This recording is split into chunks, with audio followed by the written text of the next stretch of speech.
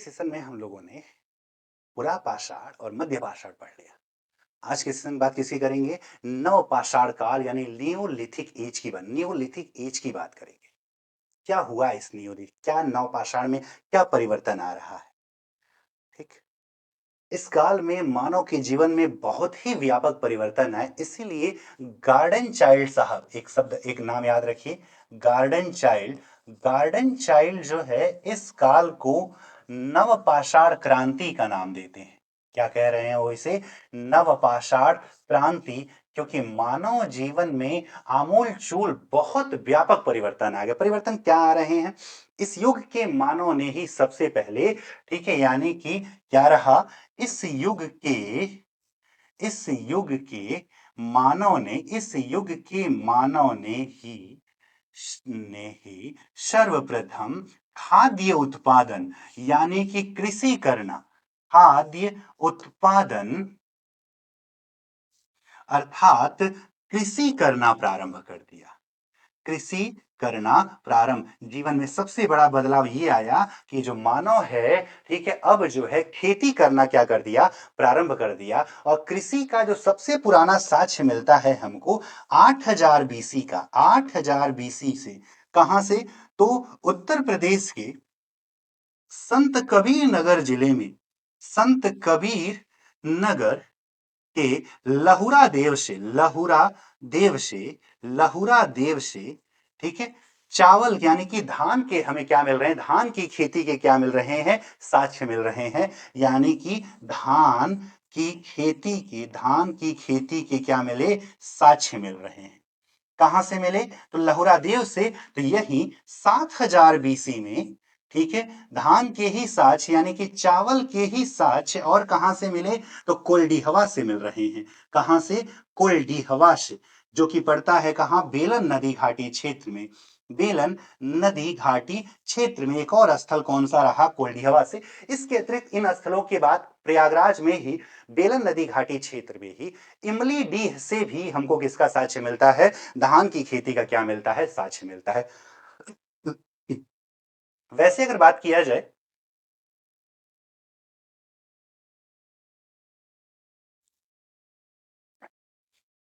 गेहूं तथा जौ की, ठीक है, वैसे अगर बात करें गेहूं तथा जौ की कृषि के, गेहूं तथा जौ की कृषि के प्राचीनतम साक्ष्य, जौ की कृषि के प्राचीनतम साक्ष्य, तो ये हमें मेहरगढ़ से मिलते हैं। कहां से? प्राचीनतम साक्ष्य कहां से मिले? मेहरगढ़ बलूचिस्तान प्रांत से। कहां से? मेहरगढ़, जो कि पड़ता है कहां? बलूचिस्तान, यानी वर्तमान का पीओके वाला हिस्सा जो है, वहां से हमको मिलता है। ठीक, तो भारतीय उपमहाद्वीप में कृषि का सबसे पुराना साक्ष्य इसको बताया जाता है। इस काल में मानव ने कृषि के लिए औजार बनाना शुरू किया, और कृषि के लिए औजार बनाना तो सबसे बड़ी चीज क्या रही? अब एक हथियार ले लिया जाए, जैसे कि कोई भी हथियार, अगर उसमें हत्था ना हो तो उसका प्रयोग करना बहुत कठिन रहता है। यानी कि इस काल में कृषिगत औजार, कृषिगत उपकरणों का, औजारों का आविष्कार हुआ, जिनमें हत्थेदार औजारों का क्या हो रहा है? निर्माण हो रहा है। और इसने खेती करना को आसान बना दिया। जैसे हत्थेदार कुल्हाड़ी हो गया, फावड़ा हो गया, यानी कि इसकी बात कर लिया जाए, कुल्हाड़ी की बात कर ले, कुल्हाड़ी हो जाए, कुदाल हो जाए, फावड़ा हो जाए, ठीक है, ऐसे अन्य भी बहुत सारे औजारों का क्या करा? खुरपी हो गया, हसिया हो गया, इन सब का उसने क्या किया? औजार कर लिया, औजारों का क्या किया? प्रयोग किया। और ट्रैप पत्थरों के, इन्हें कौन से पत्थरों से बनाया जा रहा है? ट्रैप पत्थर, जो कि हल्के हरे रंग के होते थे। ट्रैप पत्थरों के प्रयोग से, जो कि हल्के हरे रंग के थे, उन पत्थरों से इन औजारों को बनाना उसने शुरू कर दिया। फिर उसने सोचा कि खेती में खुद ही मानव कर रहा, फिर अरे मेरे पास तो जानवर भी है, तो मैं क्यों इतना मेहनत करूं? मैं मेहनत किससे करवाऊंगा? जानवर से मेहनत कराऊंगा। यानी कि कृषि कार्य में अगली चीज क्या हुई कि कृषि कार्य में, ठीक है, पशुओं का प्रयोग किया जाए, तो पशुओं का प्रयोग करने लगा। कृषि कार्य में पशुओं का प्रयोग होना शुरू हो गया।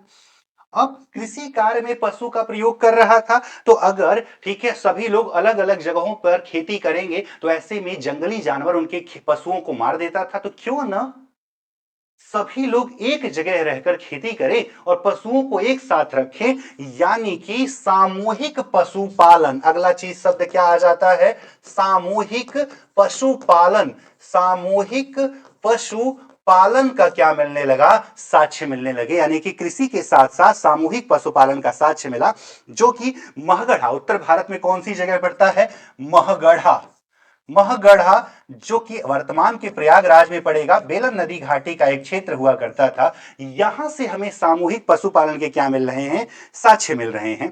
भाई अगर दक्षिण भारत में हमें राख के ढेर मिले, ठीक है, राख कीड़े, तो ब्रूस फूट साहब ने कहा कि हो सकता है जो सारे जानवर एक जगह रहते तो गोबर करते होंगे, गोबरों के जलने से ऐश टीले मिले। क्या मिले? ऐश टीले, यानी राख के ढेरों से हमने अनुमान लगा लिया कि दक्षिण, यानी उत्तर भारत में तो ये साक्ष्य आज से मिला, दक्षिण भारत में भी हमें राख के जो ढेर मिले, ऐश टीले, उनसे हमने अंदाजा लगाया कि वहां भी सामूहिक पशुपालन शुरू हो गया था।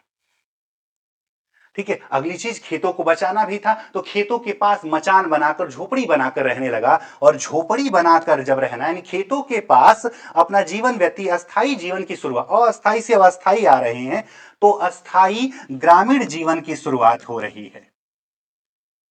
अस्थाई ग्रामीण जीवन की शुरुआत हो रही है, और यहां से हमको बस्ती का साक्ष्य मिलेगा। और सबसे पुरानी मानव बस्ती का साक्ष्य कहां से मिलेगा? तो मेहरगढ़ से मिलेगा। ठीक है, तो सबसे पुरानी बस्ती का साक्ष्य कहां से मिलता है? मेहरगढ़ से मिलता है। मेहरगढ़ से पास ही चलते ही जम्मू कश्मीर वाले क्षेत्र में तो पहुंचे बुर्ज होम, जहां बुर्ज यानी कि भोजपत्र वाले वृक्ष पाए, बुर्ज की छाल पाई जाती थी, तो बुर्ज होम से गड्ढा घर भी मिल रहे हैं। ठीक है, अब ये हाथ के मिट्टी के बर्तन बना रहा था, चाक का आविष्कार किया, तो अब जो मिट्टी के बर्तन बनेंगे वो किसके बनेंगे? तो अगला चीज क्या हो रही है? चाक से, यानी चाक के आविष्कार से, चाक का आविष्कार हुआ, चाक का आविष्कार। अब चाक को जब बनाया था वो मानव, ठीक है, यानी कि अब बर्तन किस पर बनेंगे? हाथ से ना बन के किससे बनेंगे? चाक पर बनेंगे। लेकिन चाक को ले जा रहा था, तो देखा रोल करके ले जाना आसान था, तो यहां से चाक से हमने किसके बारे में जाना? पहिया का आविष्कार। ठीक है, एक व्यापक क्रांति, परिवहन की शुरुआत, पहिया का भी क्या हो गया? आविष्कार हो गया। ठीक है, इसी काल में कहीं आग लग गई जंगल में, और जंगल में आग लगी तो मानव ने जला हुआ मांस खाया, उसे बहुत टेस्टी लग गया। अभी तक ये कच्चा मांस खा रहा था, अब वो जब पका हुआ मांस खाया तो कहा अरे इस आग से सिर्फ जानवर नहीं भगा सकते, इस आग से तो हम जान इस मांस को पका भी सकते हैं। और दूसरा क्या देखा कि जो मिट्टी जो आग से जल गई थी वो कठोर हो गई थी, तो बर्तन को भी किसमें पका लिया जाए? आग में पका लिया जाए। यानी अगली काल आग के प्रयोग, आग की खोज तो पूरा पाषाण में हो गई थी, आग के प्रयोग की जानकारी, आग के प्रयोग की जानकारी कौन से काल में हो रही है? नव पाषाण काल में हो रही है। ठीक है, अगली चीज क्या रही कि सर्वाधिक मृदभांड, अब चूंकि मिट्टी का प्रयोग होने लगा है, मिट्टी को पकाने भी लग रहे हैं, तो मृदभांड किसकी बात कर रहे हैं? मिट्टी के बने बर्तन। सर्वाधिक मृदभांड हमको कहां से मिल रहे हैं? गुप्त कराल, यानी कुम्हरार की गुफा। किसकी गुफा कहते हैं? कुम्हार की गुफा, जिसका शाब्दिक अर्थ होता है, जो कि जम्मू कश्मीर में तो सबसे ज्यादा, ठीक है, मृदभांड कहां से मिलेंगे? गुप्त कराल से, जिसका शाब्दिक अर्थ क्या होता है? कुम्हार की गुफा होता है। ठीक, इस काल में मानव ने, ठीक है, चूंकि अब पाषाण के औजार तो बन ही रहे थे, हड्डी के भी बन रहे थे, इस काल में सर्वाधिक हड्डी के औजार, जो पहले आपने चिरांद बताया था, ठीक, तो इस काल में सर्वाधिक अस्थि निर्मित औजार, अस्थि निर्मित औजार, सर्वाधिक अस्थि निर्मित औजार जो है बिहार के छपरा जिले में स्थित चिरांद से मिले हैं। कहां से? चिरांद से। और चिरांद कहां पड़ेगा? चिरांद पड़ता है कहां पर? छपरा में पड़ता है। छपरा यानी कि बिहार, यानी सारण जिला में पड़ता है।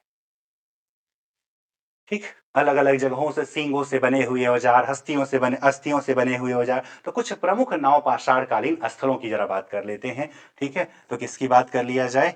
नवपाषाण कालीन स्थल। व्यवस्था में देखिए किस प्रकार से परिवर्तन आ रहा है, पूरा पाषाण से कहाँ तक, नवपाषाण तक आते आते क्या क्या यहाँ से चीजों से क्या हो गया, परिवर्तन हो गया। तो बहुत सारी जगहें हैं, ठीक है, जो नवपाषाण काल के स्थलों के रूप में जाने, जैसे उत्तर प्रदेश की अगर बात किया जाए तो जैसा कि आपने ही कहा अभी सर, एक तो बेलन नदी घाटी क्षेत्र लिख लीजिए, बेलन नदी घाटी क्षेत्र लिख लीजिए, महगढ़ा लिख लीजिए, महगढ़ा लिख लीजिए, कोल्डिहवा भी तो लिख लीजिए सर, कोल्डिहवा लिख लीजिए, ठीक है, लहुरा देव भी लिख लीजिए, दोनों काल का हिस्सा हो जाता है, लहुरा देव भी हो जाए, ठीक है, क्या लहुरा देव भी हो जाए। इन सभी स्थलों से हमको, ठीक है, झोपड़ियों के, मटकों के, मिट्टी के बर्तनों के क्या मिल रहे हैं, साक्ष्य मिल रहे हैं। झारखंड की अगर बात करते हैं, वर्तमान का झारखंड से हमें कौन सी जगह है, तो बरूडीह, एक जगह जिसका नाम क्या है, बरूडीह, कहां से, झारखंड में हमें, ठीक है, यहां से स्लेटी रंग के मृदभांड पाए गए हैं, यहां से क्या पाए गए हैं, स्लेटी रंग के मृदभांड पाए गए हैं, ठीक है। कौन सी जगह से, स्लेटी रंग के मृदभांड, कहां से, झारखंड के बरूडीह से मिले हैं। जम्मू कश्मीर की अगर बात किया जाए, थोड़ी देर पहले ही आपने नाम लिख लिया था लेकिन फिर से लिख लेते हैं। जम्मू कश्मीर की अगर बात करते हैं तो एक जगह तो आप जान ही रहे हो, बुर्जहोम, जहां से 16 अंडाकार कब्रें मिली थी, गर्तावास भी मिला था जहां से, ठीक है। इसके अतिरिक्त, ठीक, एक ऐसा कब्र भी मिला है बुर्जहोम से जहां मानव के साथ जो है 5 कुत्तों का एक हिरण के अस्थि पंजर भी माने, यानी कि मानव के साथ साथ कुत्ते को दफनाए जाने का, कहां से, मानव के साथ साथ कुत्ते को दफनाए जाने का साक्ष्य, कुत्ते को दफनाए जाने का साक्ष्य कहां से मिल रहा है, बुर्जहोम से मिल रहा है, जहां से गर्तावास मिले थे। इसके अतिरिक्त गुफ कराल जो एक जगह है, जहां से अभी थोड़ी देर पहले हमने पढ़ा था, क्या, यहां से सर्वाधिक मृदभांड मिला है, कहां से, गुफ कराल से जो है। तो जम्मू कश्मीर के ये क्या हो गए, स्थल हो गए। आंध्र प्रदेश की अगर बात कर लिया जाए तो आंध्र प्रदेश में एक जगह तो आप जानते हो, नागार्जुन कोंडा, कौन सा जगह हो जाए, नागार्जुन कोंडा नामक एक जगह हो जाए। इसके अतिरिक्त अगर बात करें तो कुतनूर तलवाए, ठीक है, एक जगह कुतनूर हो जाए, तलवाए हो जाए, सिंगनपल्ली हो जाए,